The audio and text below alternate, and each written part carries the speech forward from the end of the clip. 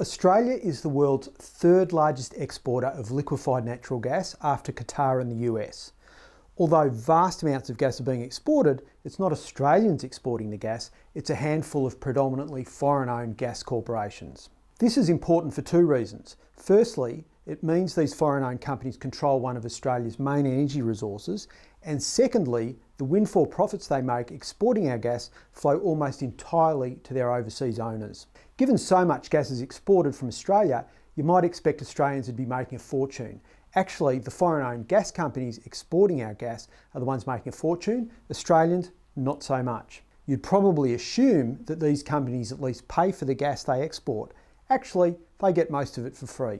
The Commonwealth Government hasn't been collecting royalties for over half the gas exported from Australia, effectively giving our resources away for free. Royalties are the payment companies should be making to Australians for our resources, similar to how a builder pays for building materials as well as paying tax. Of the 7 big offshore gas export projects operating in Australia, only one, the North West Shelf, pays any royalties at all on the gas it exports. Woodside's Pluto LNG, Chevron's Gorgon and Wheatstone LNG, Shell's Prelude LNG, Impex's Ichthys LNG and Santos's Darwin LNG all get their gas for free.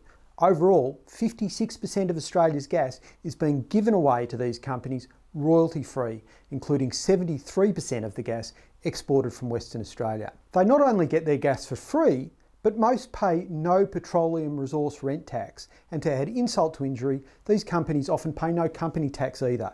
If you paid more than $30 income tax in 2020 to 2021, you paid more tax than Chevron, Woodside, Exxon, Impex, Santos and APLNG paid on $59 billion of income. This isn't the case in other countries. Other big oil and gas exporting countries like Qatar and Norway collect far more tax than Australia for the export of their oil and gas. You might think that given Australia exports so much gas, we would at least have plenty of cheap gas for ourselves. Nope. These companies export 80% of our gas, use more gas just running their export terminals than all the gas power stations in Australia, price gouges for our own gas, and then try and pressure governments to approve their massive new climate-destroying export projects, knowing full well that it'll make no difference to the amount of gas available to Australians. Weirdly, the Australian government just released a 67-page future gas strategy that didn't even mention how Australia might raise more taxes and royalties from the gas industry, or how we could stop them price gouging us for our own gas. You might be wondering how we got into this situation. Well, maybe it's because our governments are too close to the gas industry. They should be working for us, not these foreign-owned gas companies. It's time we reminded them. Thanks for watching. If you'd like to keep up to date with all our latest research and work, sign up to our newsletter. Delivered every fortnight, it includes behind-the-scenes updates from Richard Dennis, an exclusive cartoon from Judy Horacek, details for our upcoming events and webinars, as well as explainers, graphs, and not to mention the latest cutting-edge research and analysis from the team here on the key issues that are facing Australia.